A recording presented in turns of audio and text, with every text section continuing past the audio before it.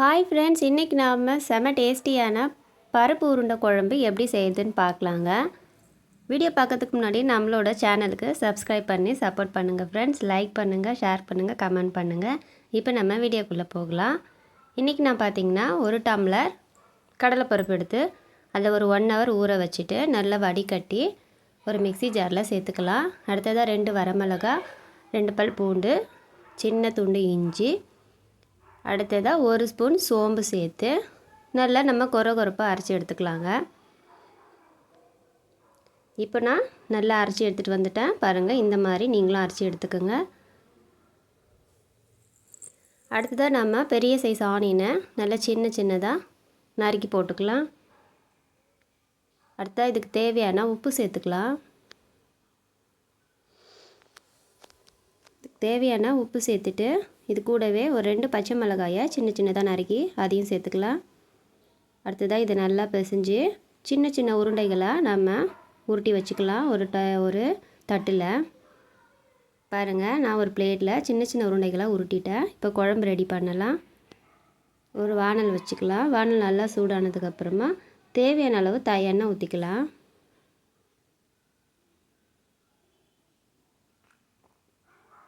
நான் இன்றைக்கி பார்த்தீங்கன்னா 4 டேபிள்ஸ் எண்ணெய் ஊற்றிருக்கேங்க. நீங்கள் உங்களுக்கு குழம்புக்கு தேவையான எண்ணெயை நீங்கள் ஊற்றிக்கோங்க. அடுத்ததாக எண்ணெய் சூடானதுக்கப்புறமா 1 ஸ்பூன் கடுகு சேர்த்துக்கலாம்.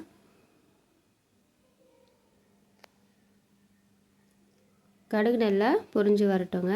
கொஞ்சமாக உளுத்தம்பருப்பு கூட சேர்த்துக்கலாம்.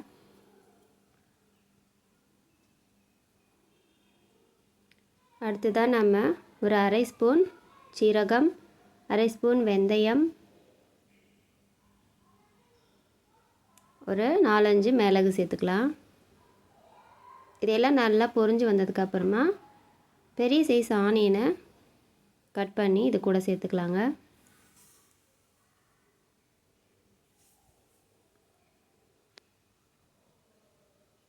ஆனியன் சேர்த்ததுக்கப்புறமா ஆனியன் நல்லா வதங்கி வரட்டும். நல்லா கலந்து விட்டுக்கலாம்.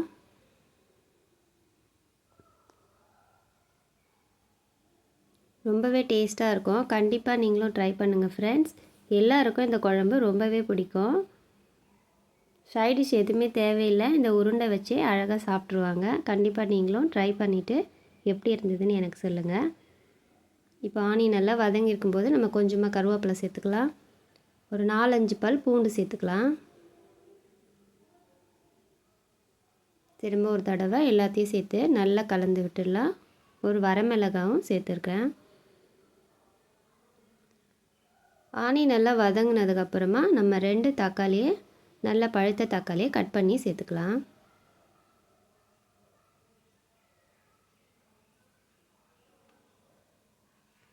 பாருங்கள், ஆனியன் நல்லா வதங்கி வர ஆரம்பிச்சிருக்கு. இப்போ நாம் கட் பண்ணி வச்சுருக்கிற தக்காளியை சேர்த்துக்கலாம். தக்காளியை சேர்த்து நல்லா கலந்து விட்டுக்கலாம். இப்போ இதெல்லாம் நல்லா வதங்கி வரட்டும். இந்த டைமில் நம்ம ஒரு நெல்லிக்காய் சைஸ் புளியை நம்ம ஊற வச்சுக்கலாம்.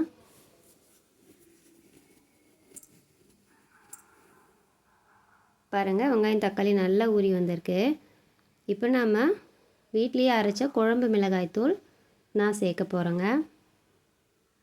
இப்போ பாருங்கள், நான் ஒரு 3 ஸ்பூன் மிளகாய்த்தூள் ஆட் பண்ணுறேன்.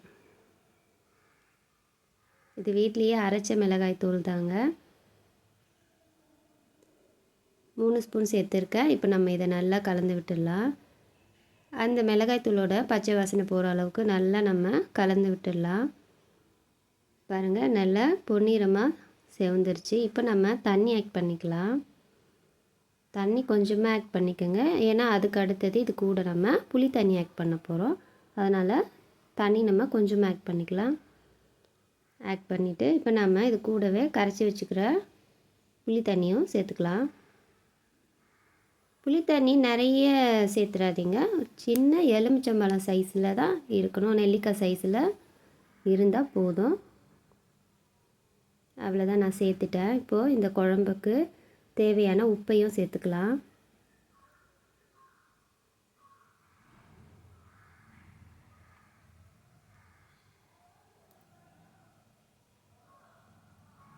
உப்பு சேர்த்துட்டு நல்லா கலந்து விட்டு உப்பு காரமெல்லாம் டேஸ்ட்டுக்கு நல்லா இருக்கான்னு பார்த்துட்டு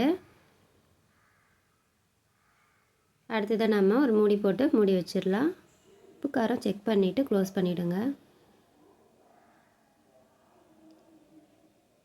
பாருங்கள், நான் க்ளோஸ் பண்ணி வைக்க போகிறேன். ஒரு 2 மினிட்ஸ் கழித்து நம்ம ஓப்பன் பண்ணி பார்க்கலாம். குழம்பு நல்லா கொதிக்க ஆரம்பிச்சிருக்கு. இப்போ நம்ம உருட்டி வச்சுருக்கிற நம்ம பருப்பு உருண்டைகளை ஒவ்வொன்றா சேர்த்துக்கலாம். தனித்தனியாக ஒவ்வொன்றா சேர்த்துக்கோங்க. பாருங்கள், நான் எல்லாத்தையும் எடுத்து ஒவ்வொன்றா சேர்த்துட்டேன். எல்லாத்தையும் சேர்த்துட்டு நம்ம திரும்பவும் மூடி போட்டு மூடி வைக்கலாம். இப்போ நம்ம ஒரு 3 மினிட்ஸ் கழித்து ஓப்பன் பண்ணி பார்க்கலாம். நல்லா கொதிக்க ஆரம்பிச்சிருக்கு. உருண்டை வந்து உடனே திருப்பி விட்டுறாதீங்க, அது நல்லா வேகணும். உருண்டை வெந்து வந்ததுன்னா நம்மளுக்கு குழம்பு ரெடி ஆயிடுச்சுங்க. பாருங்கள், நம்ம உருண்டை எல்லாமே நல்லா வெந்து சூப்பராக ரெடி ஆகிருக்குங்க.